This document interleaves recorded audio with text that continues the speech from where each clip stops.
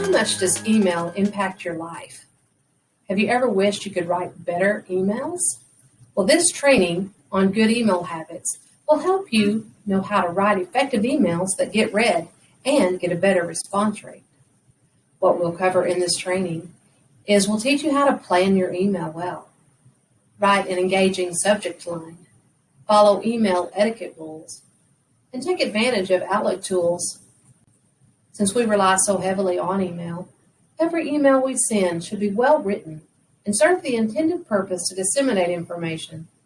Effective emails not only share information in a clear and concise manner, they save time and effort for both the reader and the recipient, which in the long run impacts the bottom line. Could you use more time to complete your tasks? Follow these good habits to reduce email flowing into inboxes and get work processes flowing faster. So let's get started. Are you ready? Before you even begin, it is important to plan your email. Clarify your objective and ask yourself if email is the best way to communicate. It may not be. You want to avoid email if it is to deal with a conflict or upset feelings. It's not good to write when you're angry, and it could deepen the conflict. It's hard to properly communicate your tone this way. Hurtful words can be read over and over. It's not professional, and it leaves too much to be interpreted by personal filters. Don't email if it's about a complex issue. A complex issue may end up being too long to be an effective email and might get ignored or misunderstood. And avoid email if confidentiality is needed. Consider this carefully because privacy cannot be assured in emails. And avoid email if it's inappropriate content.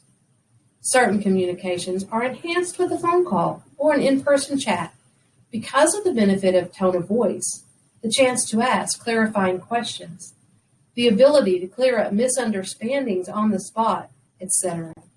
And as you're clarifying your objective, ask yourself what it is you want to accomplish. There are several different purposes for an email. Perhaps you want to deliver information. You request something, such as information or approval. Maybe you want to invite or request attendance, or maybe obtain a reply or an action. It's wise to consider your objective, what you want to do, before you even begin. And now that you've planned your email, you want to write an engaging subject line. That's good habit number 2. Emails with strong subject lines don't get ignored and get higher open rates and response rates. Here are some subject line tips. A strong subject line avoids being ignored. First of all, always include one. You want to give the essence of the message in your subject. Use helpful terms that might allow tracking or searching later on. Include calls to action and deadlines that your reader needs to know about. And it's good to keep it to about 10 words or less. Let's take a look at these subject lines. Are these the best they can be?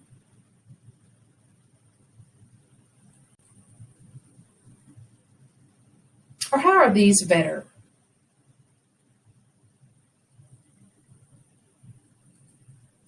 They're clear, they're concise. They mention important information, and they can be searched by topic later on.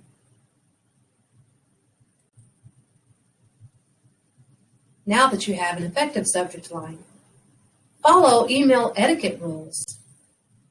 This is good habit number 3. It's easier to fire off a quick email than hold a face-to-face meeting or pick up the phone. But email can end up taking more time if your email is unclear.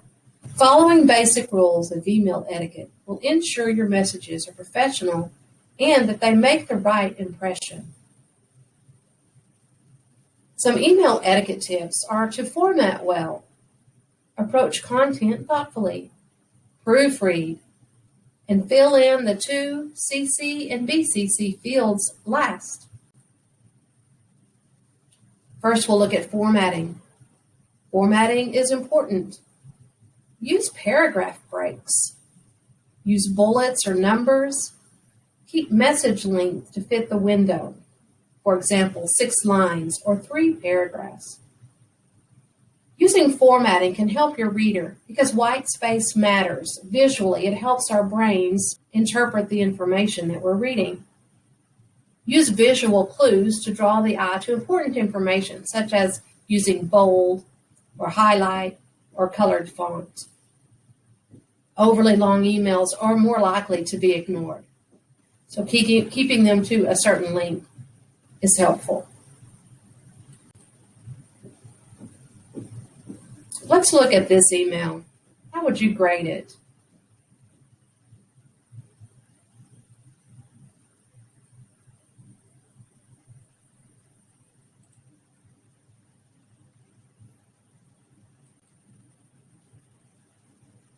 Is this one better? You can see that format is used here. It's a use of white space. It's very effective, and it draws the eye of the reader down the page. It uses bullet points to highlight important information and a highlight feature to indicate the date. It also uses a greeting, hi John, and a salutation. It's got a signature. Another email etiquette is to approach content thoughtfully. Respond with context. This avoids ambiguity to make sure your reader knows what you're talking about and if you're referring to a conversation that has previously occurred. Use professional language and pay attention to the tone of your words. You want to be clear and concise in your content. It's best if you keep it to one topic.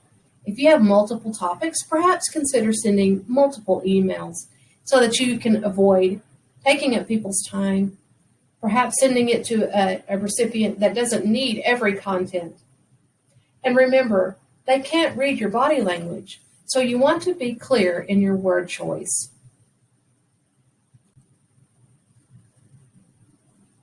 Very important email etiquette tip is to proofread.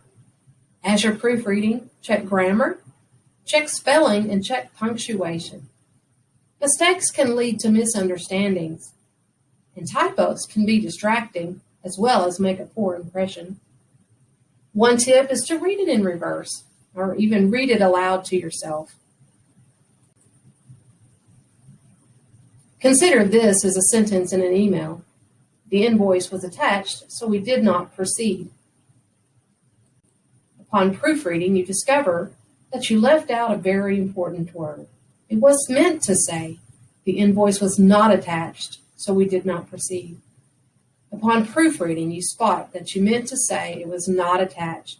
This completely changed the message and could be a disaster later on. Not only can errors change the meaning of your message, spelling, grammar, and accuracy mistakes can be a huge distraction for a reader, and it can easily hurt your credibility. In other words, proofing pays off. Scan for typos before sending. Always use the automatic spell check. Read your email aloud to yourself and read it in reverse. Maybe read your email after some time has passed. This can illuminate errors and redundancies you might otherwise miss. The time you invest in revising your email now can magnify its impact later. Another etiquette tip is to fill in the to, carbon copy, and blind carbon copy fields last. Do it last so you can't accidentally send it before you're ready. You want to enter names into the to field that need to reply or take action.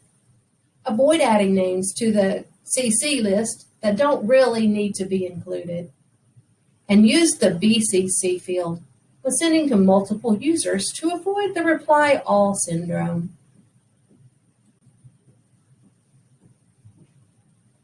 Now that you have an effective email, utilize these helpful tools. This is good habit number 4. Take advantage of Outlook tools. We will look at 7, expanding the to and from fields, signature, spell check, out of office assistance. You can flag an email, ignore an email thread, and even delay delivery. Outlook is full of helpful tools to improve your email experience and effectiveness. The first one, you can expand your to and from fields. The default is to show just two fields here, the to and the CC. But if you go to a new message, options, and click the BC or the from button, you will be turning on more fields than are shown here. You can see here that you have additional fields. You have a from field. You might want to use the from field if you administrate more than one email address. And now you have the BCC field. You might want to use it when emailing multiple recipients and you want to avoid replying to all or keep emails confidential.